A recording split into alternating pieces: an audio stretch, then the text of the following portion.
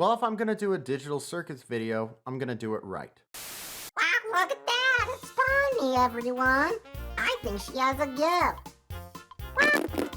Ooh, an egg! What's in it? Hooray! It's a healthy snack!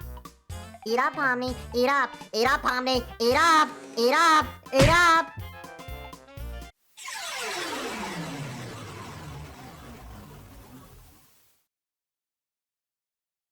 What the crap was that? Anyways, the Amazing Digital Circus is pretty impressive if you think about it.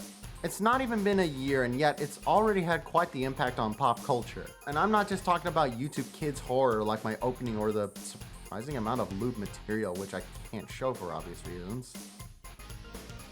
You think Kane got good mouth game since he's all mouth? As a general rule, while there is independent animation that's done well on YouTube, it's typically very safe, episodic content.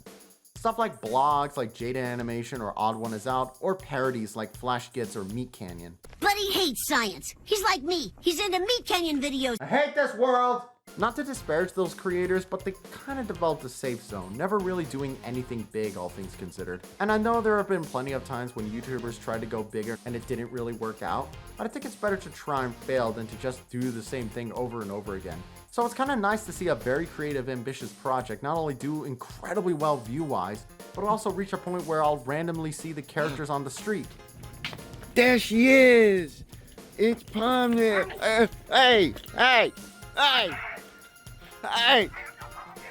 There's all kinds of merchandise, and not just the usual shark robot t-shirt that dies after washing it a few times. I mean enough stuff that managed to fill up a pop-up store in Japan.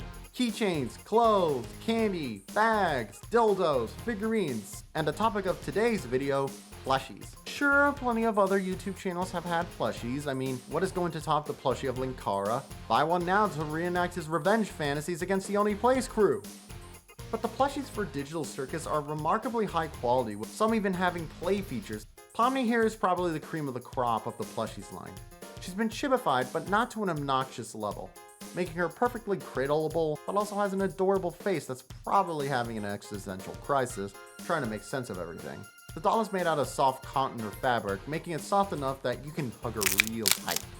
Going back to the face, all of the features are printed on or patched on, which I have heard some people complain about for plushies overall, but I don't mind it. Plushies like this tend to last longer even if they lack the depth of similar plush. Though thankfully, Pomni as a character has a pretty flat face, so no need to worry there. They did try to give her some depth on her hair, which I don't think actually works all that well. This is where making the hat a separate piece with the side sewn on could have made the effect work a bit better. Whereas at the moment, it kind of looks like she stuck bits of toffee on her forehead. It also means the side of her hair looks less like side bangs and more like she's got a pair of side bangs. Though her hat has some little baubles on them, so that more than makes up for it. Now, while the hair is a small critique, that does bring us to the bigger critique, and that's the price. This thing is not cheap at $35. Now to be fair, for the size range, that is cheaper than some other plushies, but that still is a good chunk of change.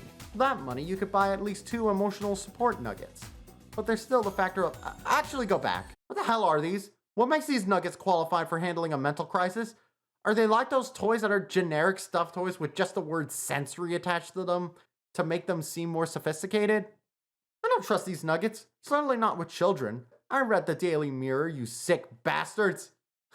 The hell am I even talking about? So while Pomni here is not a bad deal in comparison, unfortunately, bootlegs for the Amazing Digital Circus are very prominent. Look up Digital Circus plush on Amazon and there are a ton of knockoffs, including some of interesting quality. But I don't doubt that people are going to be lured in by them simply because, hey, cheap. But I seriously encourage people not to get them. Not just because of the designs or even the fact that these aren't by the main company. The real toys are independently financed by the show's creators and help fund the show. So I think they do deserve your proper support. But more so, there are actual dangers within the material in knockoff plush, particularly from China. Ignoring the obvious labor issues, there have been reports of toxic dye used in knockoff plush to asbestos or similar material being found inside the plush.